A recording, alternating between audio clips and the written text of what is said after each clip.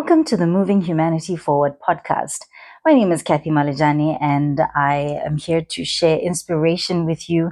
We're here to talk success, we're here to talk resilience, as well as entrepreneurship. Now, each episode is a deep dive into the stories of trailblazers. We're here to talk to change makers as well as visionaries who will share insight and hopefully inspire you on your own journey and get you making those strides for your own self. My guest today is certainly a trailblazer when you talk women empowerment and the move to ensure equality. Then the name Elsie Alexander is certainly one that you know. I want to briefly go through a quick list of her biography or her achievements, but I promise you this is just a quarter of what she actually has done. And when we talk Elsie Alexander, we're talking about a social scientist by profession. She's got a master's degree in sociology. She's worked in the Department of Social Research as a sociologist. She's been a director of the Gender and Development Department. And she's been a director for a long time for Putting Women First Trust. She's been a development consultant as well as a gender researcher, a gender and social development expert, a civil society gender expert and activist, as well as empowerment of young women and girls. She's been a training and advisor for young women and girls on development policies as well as programs. I've had the privilege of co-hosting with her on a radio show called The Platform, which aired on Gabs FM, I believe, during the year 2021. So certainly somebody who has put on so many hats and really done her part in ensuring activism, women empowerment, and making sure that equality reigns. She goes by the name Elsie Alexander, and I want to take this time to welcome you, Ma'e, to Moving Humanity Forward. Thank you so much. It's a pleasure to be here. I'm excited to have you here, Ma'e. We've spoken before on a platform together, and I know, when we talk women empowerment, when we talk gender, you're certainly somebody who's been at the forefront. I think, in fact, I'm going to get you just to take us through your journey in it. And while at it, I've just realized, I've been saying to everybody that's here today that you are one of the people who was there in the mix, in the thick of things in the beginning of Emamba side. Am I correct with that? Yeah. You were right there when that was starting and happening. Take me through that journey. Yeah. Good morning. Thank you, Kathy, for having me on your podcast.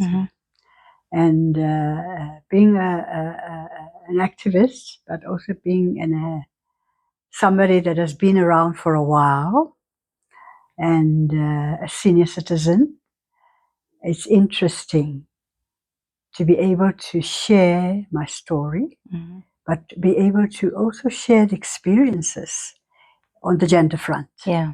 And some of our major challenges that we've had, but also what is happening currently. And I think an opportunity to share and to communicate and also to inform is extremely important. And as a sociologist, that's what we do. We share, we inform, we empower people, and in my space, women and girls in particular. But as you know, from a gender perspective, we sometimes also engage boys and men. Yes.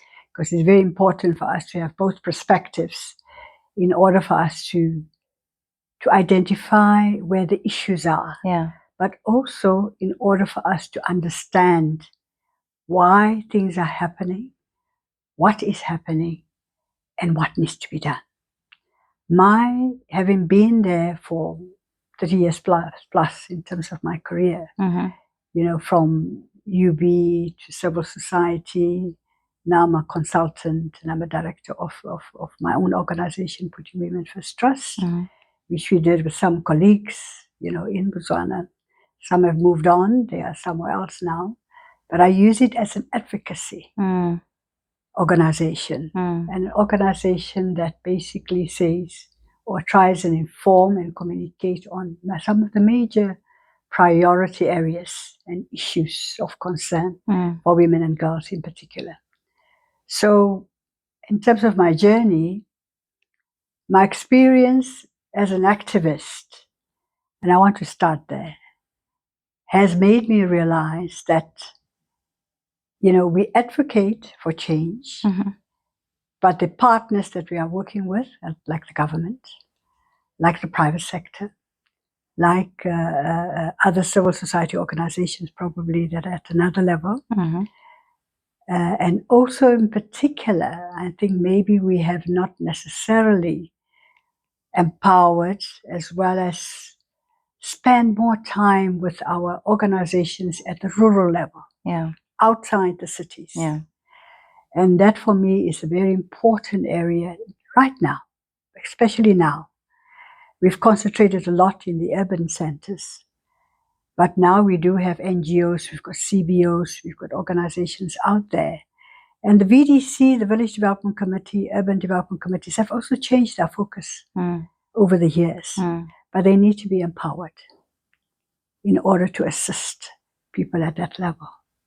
So my journey has basically been an activist, gender activist, an advocator, a communicator, as well as trying to empower women and girls to not necessarily only say that, I can't find a job, there's no work, we need to basically just say to them, you know what, entrepreneurship is here.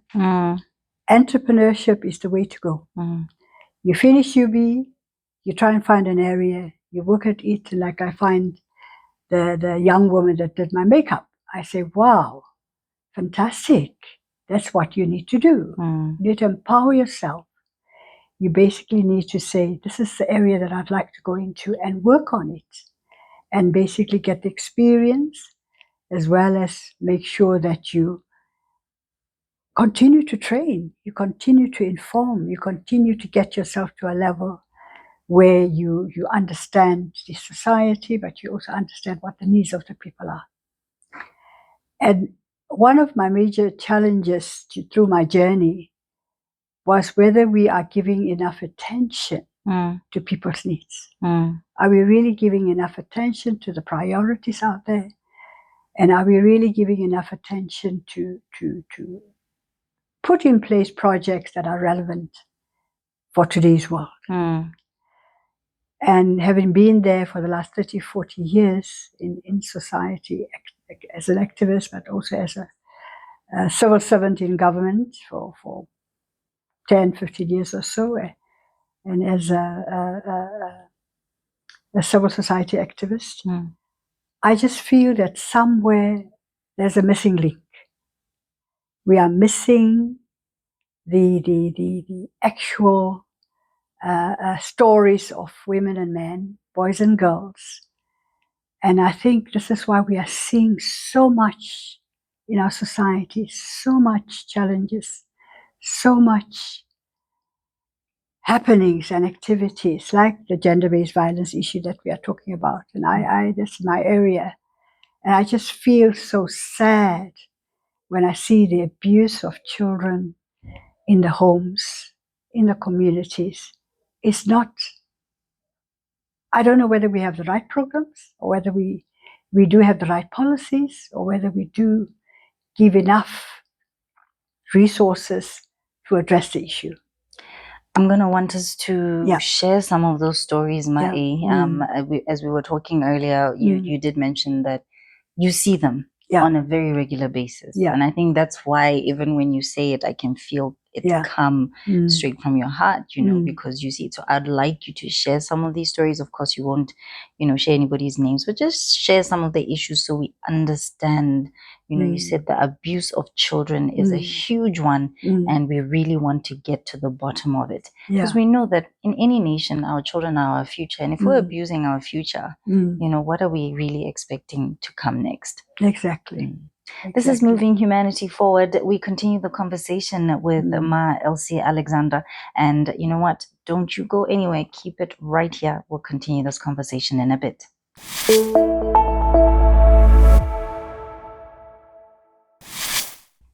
This is Moving Humanity Forward. You can find us on Facebook by typing MHF Podcast, and then you can find us on TikTok as well as on YouTube by typing Moving Humanity Forward Podcast. My name is Kathy Malajani. Continuing the conversation with my guest, Mae has just said there are stories that are missing. You think that's the missing link. That's what you said. So because you do work hand in hand, very much on the ground with the community, and these stories you know firsthand, just share some of them so we understand a little bit about what you're talking about. Thank you, Kathy. I think for me, maybe we should start with the family. You know, our base, our foundation of grooming children, of mentoring children, of making sure they grow up in a very positive environment starts with the family. Now, one of the major challenges we have today is families have evolved. Yeah. We don't have the extended family in its real sense Yes. like we used to have. Yes. Okay. And I think one of the in terms of our Botswana culture, the extended family traditionally played a very key role in protection of children, Yeah. mentoring of children, socialization of children, and making sure, and some of us are the products of that. Yeah, and when we were growing up, you knew exactly where your position was, you knew exactly what you should say and when, that you can't just blurt out or say anything in front of any muhol, any senior citizen or adult. You need to know that your space or where your place is in terms of what you should say and what you shouldn't say. And I think that was a very good value system that we had traditionally. Now, with modernization, with the influence of outside value systems, with our modern education as well, a lot has changed, Kathy, and a lot has changed. And unfortunately, as a sociologist and research that we've done over the years has shown that we have compromised a lot on our value system. Yeah. Now, that is not something that should be necessarily bad, because we are part of the global community. We are part of SADC, EU, UN, and lots is happening within that area. I mean, I've been there in the SADC space, I've been there in the AU space, I've been there in the UN space. A lot is evolving and a lot has evolved in terms of global influences. So I think what we need to do, what I'd like to highlight is that the issue of children is something that basically is very close to my heart. And I think that we need to be very conscious of the stories that we see in the media, and the stories that we hear from families, and the stories that we basically see ourselves, and ask ourselves a lot of questions. What is going on in our society? How do we have children being abused in a family setup? How is that possible? Where are our elders? Where are our senior citizens? Where are the parents? Where are the brothers and sisters, the elder brothers and sisters? What we really need a little bit more of a engagement with families, but we also need more current research to find out what is going on in our society. Because there's a lot of socioeconomic changes, there's a lot of political changes. Now, politics is not far removed because it's about policies. You know, when you talk about what is going on, there was a headline that came out on the 3rd of January, which talked about 60 people raped, 19 of them defiled, 19 murdered, and 13 defiled. And I want to tell you, Mae, this is a trend every single festive period over less than a 10-day period of the festive season. And it for me is so bittersweet. This is a festive season, but we have these horrific incidences coming out. Yeah. What, you said this, what is going on? This is what is going on. And we must also remember that for the number of people reporting, Mm. there's a certain percentage that don't report. Yeah. So what, you've just said the family structure plays a large part. Yeah. What are some of the stories that you're meeting? Are you able to share one or two of the stories that are heartbreaking? The one story that really touched me very much was there was a news media that an 8-year-old girl child actually, I don't know what is the word to use, took the life of her father because she was abused and abused and abused, probably on a daily basis, and couldn't handle it anymore. Now, how do you explain this? How do you reconcile this? How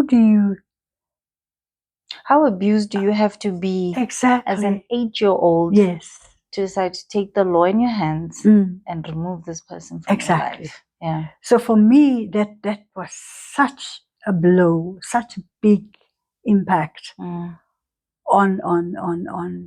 what the question you were asking. Civil society has worked in this space for a very long time. We've got organizations that basically, like the Botswana Gender-Based Violence Organization, that's their job. That's what they are doing. Your Emma Masadi, the shelter that's there. Red Cross at some stage, we were together when we were going to the meetings, the UN meetings, EU meetings. All the organizations tried to basically work together and see what can be done. But I think at this point in time of our development, we need to go back to the drawing board. I think we really need to just go back and ask ourselves a lot of questions. Let me ask you some more questions, Mae, because, and this is one of those things that I think that's why you're saying let's go back to the drawing table, because there seem to be certain things that are set to make it better in terms of, I know the Botswana Police Service has set aside a desk specifically for gender-based violence victims. I think that's a great move. There are quite a number of things that are happening which I believe are very positive and helpful. But there's also the issue of the case. I'm with my partner, he beats me, I go report it. We kiss and make up, my partner and I, and then get case. I recall at some point that the government of Botswana had said, if you report this case, we will not allow you to withdraw it. Is that something that's still going on? What do you think about that? Should that be something that we're doing? What I think that's something that needs to be strengthened and enforced. Now, when we just go a little bit back, we've got the Children's Act. Yes. Yeah? And it's a very comprehensive act. It's a very comprehensive act. It's very protective, but it's not being enforced. Yes. It's not enforced. It's not implemented to the extent where it should protect children. Yeah. And let me just go back a little bit. When we came back in 1995 from the Beijing UN conference, there was a lot of interest, a lot of movement, a lot of investment, a lot of resources allocated to children's rights, to women's rights, as well as to look at programs that can empower both women and girls. Because we felt that there was a gap. We wanted to look at everybody, the whole population. But the whole population has got people in it. You can't address anything with one brush, or what is the English, what's I'm saying? You can't just do everything with one brush. Yes. Because we are so different. That's true. The differences are huge. Boys and girls have their, boys and men have got their own needs. Women and girls have got their own needs. They may have common issues that we can look at, like in education, in health, etc. But there are special issues for boys and girls and women, and boys and men and women and girls that we really need to zone in. That's why I'm saying let's go back to the drawing board and let's communicate. Let's hear the stories. The only way you are going to really be able to have a project or a program is if you hear the stories of men and boys and women and girls. And these stories should be such that, and you are right, we have moved the agenda. I think we need to recognize the deaths at the police stations. We need to recognize the organizations that have been coming up to basically assist in civil society to address these issues.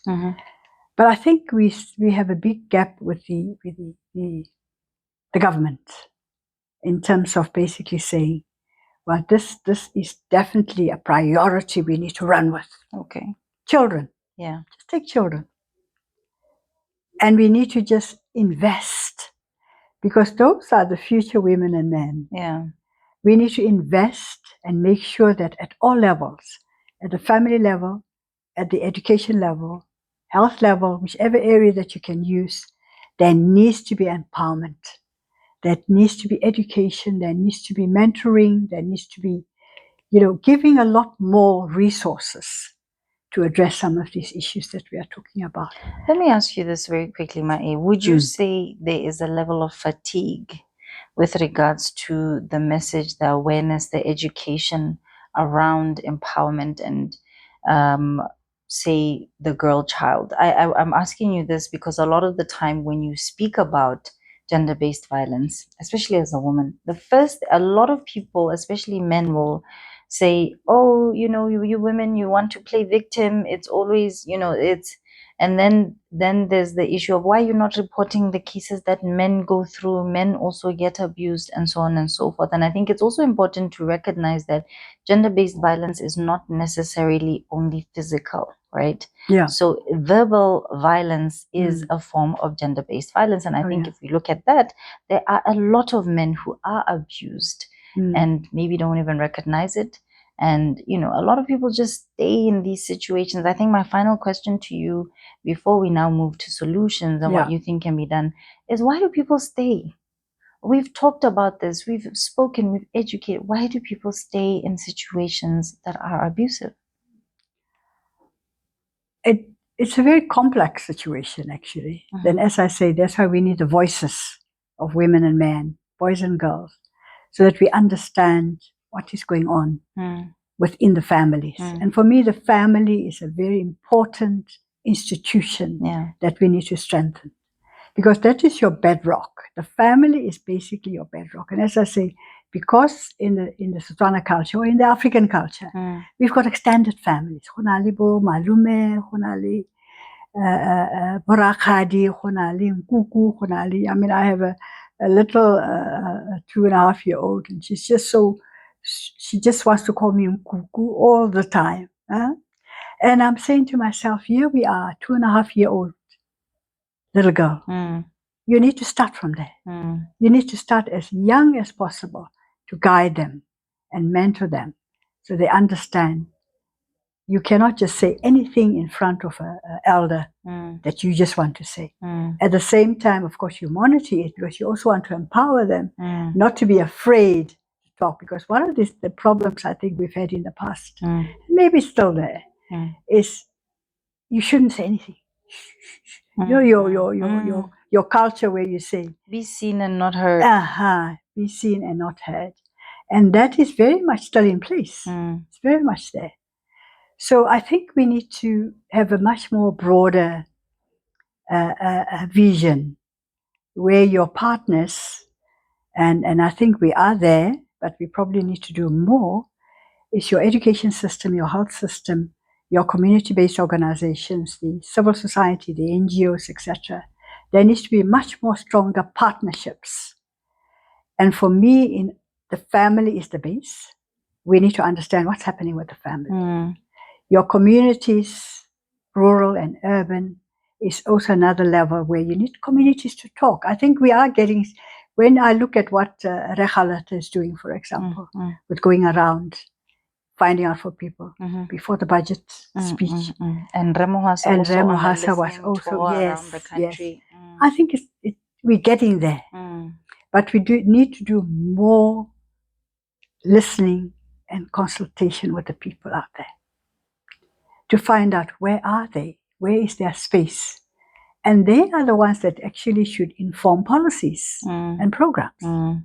Research is important, but research should be more participatory, more community-based, more family-based. It shouldn't just be academic research. But then, I wonder, because you're saying people should listen. I am of the opinion that at this point we should be acting. Yeah. Let's do something. Yeah. Because we've talked. Yes. We have talked a lot. We have researched. I believe at this point, let's act. Yeah. And I think the next part of our conversation, I'm going to want to pick your brain on what those actions should be. Yeah. So make sure you don't go anywhere. Remember, this is the Moving Humanity Forward podcast, and you're hanging out with the Village Chick with Plenty Chic. My name is Kathy Malajani.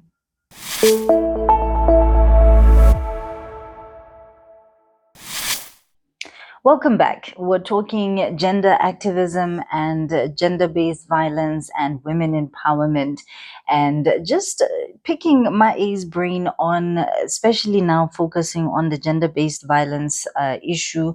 We've seen these figures keep going up, the numbers keep going up. We've educated. I think you, as part of civil society, has really worked in the space to educate, to bring awareness, and there are moves that have been made. But a couple of questions keep cropping up. I think I want you to just touch base a little bit on them. One of them is people saying the sentences are just not hard enough. In fact, I've heard people say, why don't we castrate sexual offenders? Where's the sexual registry? Let me just get you to touch on those. That one is a tough one. From a human rights perspective. Yeah.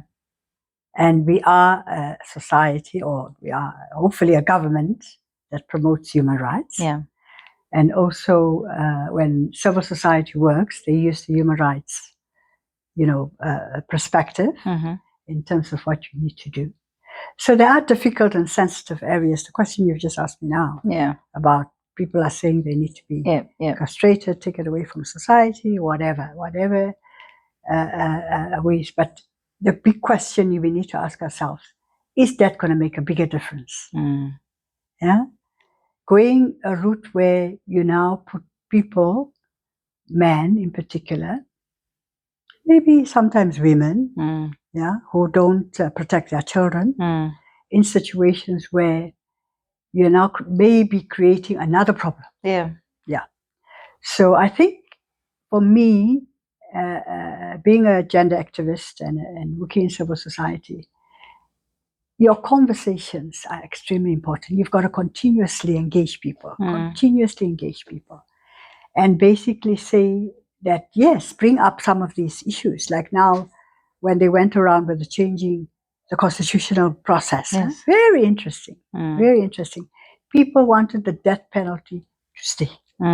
Yeah, it was very clear. Botswana were very clear that the death penalty should stay. And you can weigh it and look at it, and depending on where you come from, human rights, culture. And for me, what we should remember is that the social cultural situation is such that a lot of social change has taken place in our society. Like all societies, we are evolving all the time. We are basically saying to ourselves, we need to keep up to date with what's going on. So whether you do it through research, and as I say, for me, the only research that I think it's not, the statistics are important, but participatory research, qualitative research, where you have conversations with communities. You've got conversations with men, women, children, and find at the schools in particular, for example. Our schools, in my view, need to play a bigger role now. In what way? I mean, and that's a challenging one, Mae, because you say that, and yet you'll find, and this is what is being painted time and again. We've just recently seen results come out, and children haven't done so well. And I think too much of the time we point the finger and say our schools. But you said it right in the beginning. What's happening at home, right? If this child is being abused, not being fed, not taken care of, what am I going to do to you at school? It needs to be a partnership, I believe. But the question is, when you say schools need to do more, and schools don't even have classrooms or textbooks, Is that, In fact, or what are some of the things? Do you think they should get psychiatrists? Or what Yeah. ways do you think schools can help or do more? I think the schools are critical. Now, of course, we have challenges at our schools. In fact, I was taken aback when I heard that in some schools, classrooms are not okay. Yeah. Books are not available. We still have people learning Books are not under available. trees, my A. Temporary teachers have not been paid for some time. Yeah. So we have a lot of challenges, even at the schools. We have a lot of challenges in our health sector. Sometimes there are no drugs.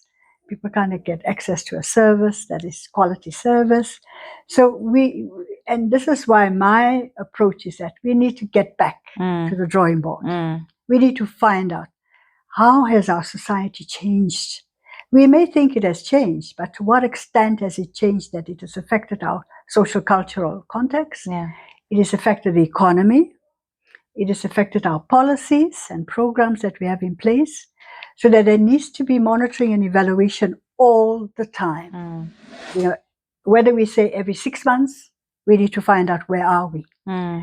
But in order for that to happen, you need the partnerships that are real, the partnerships that are strong. Your civil society working with the government, working with private sector, working with the churches, working with VDCs, village development committees, etc., etc. In other words, the structures are there, but the structures may not be at a level where they are also performing their role to the extent where they should be. For me, your basic structure, like the village development committee, the ward development committees, they're at the level of people. But do we have people in those structures that are able to do what we say should be done? Do we have the resources? And the other thing that has been coming up a lot is resources. Do we have adequate allocation of resources? And I think we are all very eager to see what is in the budget for this year. Because for me, there must be resources for people to be able to do what they have to do at your basic village level, at your community level, at your ward level. And you need to then also assess the people that are there. Do they need empowerment themselves to understand the impact of the socioeconomic changes in our society? The impact is huge, not only on our children, but on parents, on young people, in fact, the youth.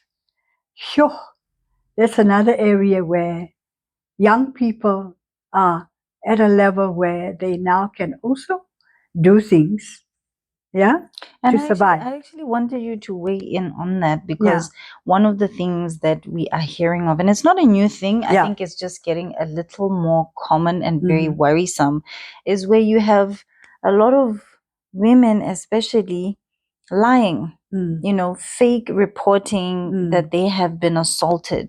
You hear these stories of, oh, we went out, we ended up at so-and-so's house and whatever happened. And then in the morning I was told, if you don't pay me 10,000 pula, I'm going to report that, So I believe that's a big step backwards.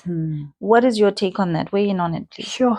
Yeah. This is what I'm saying. There are huge socioeconomic challenges, but there are also huge areas where we need to go in depth to understand what's going on in our society.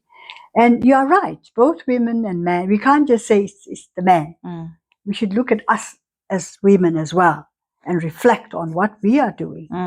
And if you look at the youth, and I'm very, very much concerned with children, but I'm also worried about the young people in terms of where they are, what they are doing, and with the unemployment rate that we see, UB graduates coming out of school and not finding jobs. And I'm saying, you've got to find something to do. Entrepreneurship is given us an opportunity where you can do anything. If you have talent, you just find out, how best can I develop that talent, and how can I get support to develop the talent. But you cannot just sit and say, I don't have a job.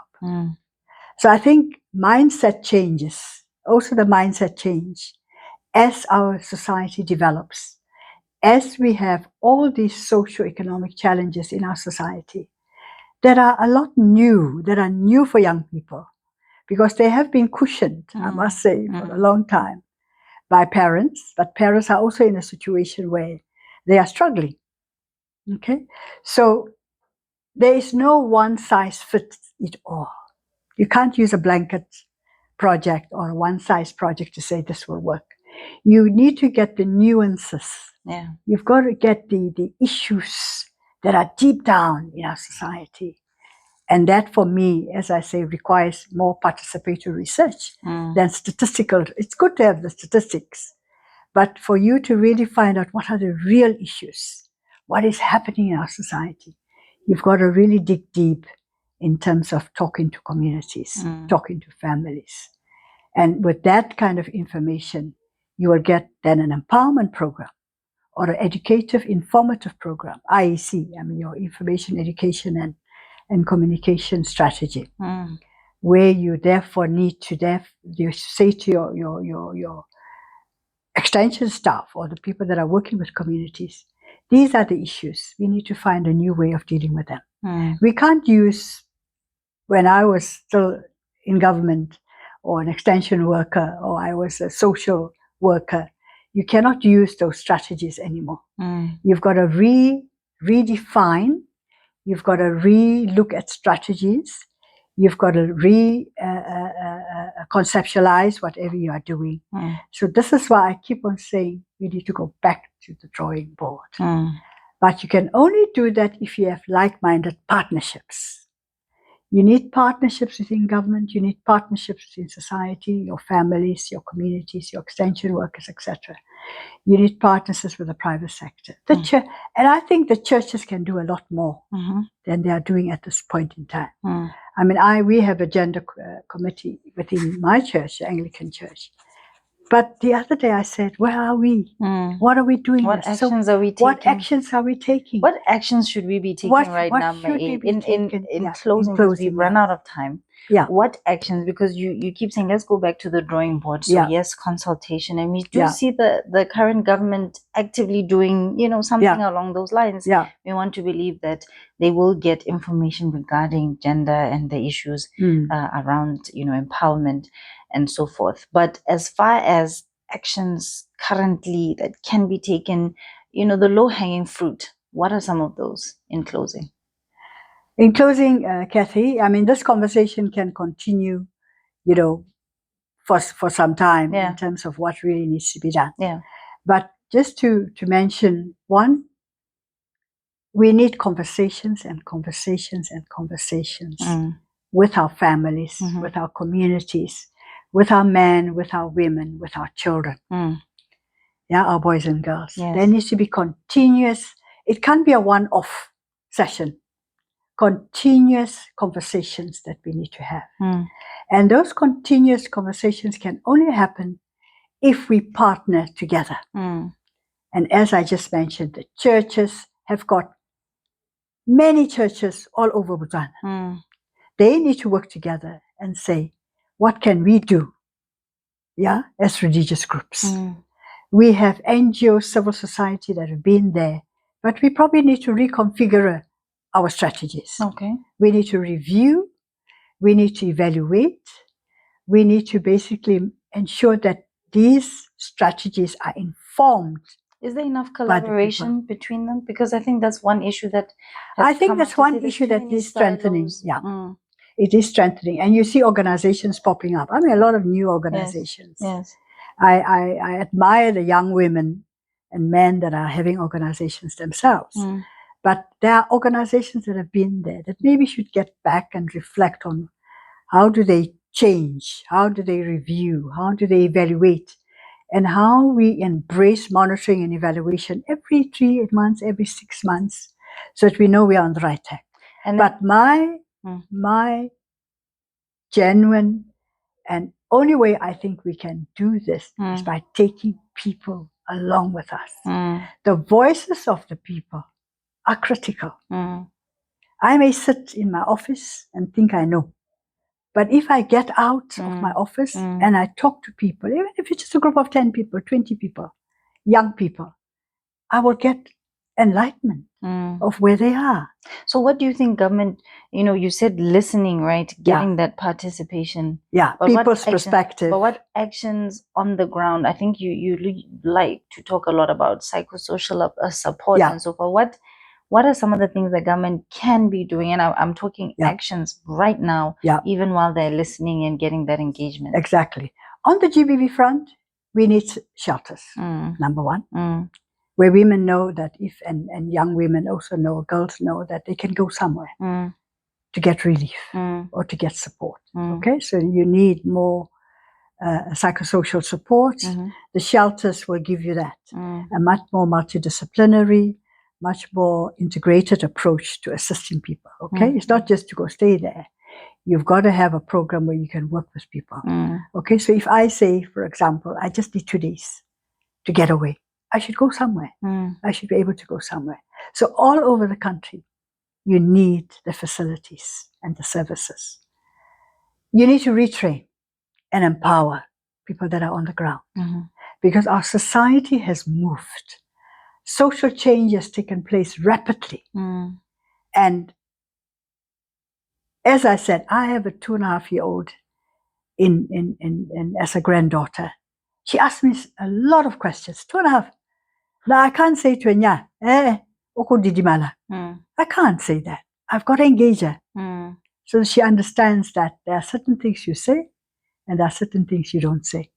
Or if you want to say them, it's fine. Let's just have a conversation.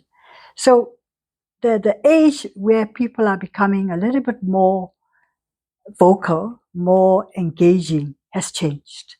We can no longer say these are children. We can't engage them. So I think this is why I say going back to the drawing board.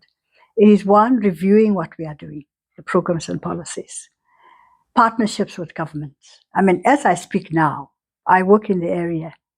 I haven't been called to a meeting in government on the gender front. And I'm saying, what's happening? Who is there that they work with? Okay, I know the BGV Center, Lorato Moalusia, is engaging them. She said to me they are doing a strategy now on issues of GBV. How many strategies are we going to have and see that we make a difference? And this is why for me, your engagement is important at all levels, but also review of the policies, review of the programs, but also making sure it is as practical as possible. It is on the ground. Yeah. And we also need to hear the voices of the young man. We need to hear the voices of the boy child. Because since we've moved 20 years ago or 30 years ago, the gender concept is not just about women and girls. It's about men and boys as well. So we need together chart the way forward, but we also need to say there are specific and special needs for boys and men and women and girls. This is why you've got there's this program. What is there's this organization Men called and Boys for Gender Equality. Yes. Now there are very few in the country. We need more men and boys for gender equality, organizations or branches all over the country. Now, of course, that comes to resources. Are we investing enough in these areas? A lot of the organizations say, Mbasadi included, the shelter included, all other organizations say, every time I talk to them, they say, we have no money. So I said, why don't we have money? And are we doing enough to fundraise? Are we doing enough to understand that you can go out there into the world to get funding? You don't have to depend on the Botswana government all the time. Yeah. But the government has a responsibility to resource these organizations. Civil society is a very important arm of development. There is no way you can achieve what you want to achieve in the social and now economic area if you don't work with partners. Private sector, civil society, as I say, churches, the organizations that are there right now. Because we've evolved. I myself cannot say I understand completely what's going on there. But if we jointly partner, all stakeholders, different parts of the country, I can say, well, I'm going to work in the south. These organizations concentrate in the south. The other organizations in the north, in the Kalahari area, in the Buteti area, wherever you are, find organizations that can be strengthened and be on the ground all the time. Because if we don't, and I have to travel from here to Kasani all the time, it won't work. It would work. So I am saying 3 things. Partnerships, strengthen the partnerships. Resource civil society, community-based organizations. Empower extension workers all the time through what is going on and new strategies, new ways of doing things. But also let the voices of men and boys, women and girls be out there. And we can use the existing organizations, but we can also just have an informal conversation and conversations at schools, in different places that we can use. So in other words, I'm calling for a new paradigm shift in terms of what we are doing. We need to look in the mirror and say, we've done A, B, C, D, but it looks like we're not winning this war. It's getting worse. Children are now being abused. And as parents, we still do keep quiet. Why? Why are we keeping quiet? We're going to have to close it there. Yeah. So a multidisciplinary, partner-based, resource-based, using our international and regional context, SADC. Where is SADC? I haven't heard much about SADC in terms of the GBV issue. Where is the AU? We have these organizations. Let's find out how best they can support us, how we can do nationally, regionally, sub-regionally, and regionally as Africa, but how we can strengthen the partnerships and invest with resources, including training and participatory research. And well, that's how we're going to have to close it off for the day. And I believe this is a conversation that each and every one of us can and should be having in whichever part of the country we are at.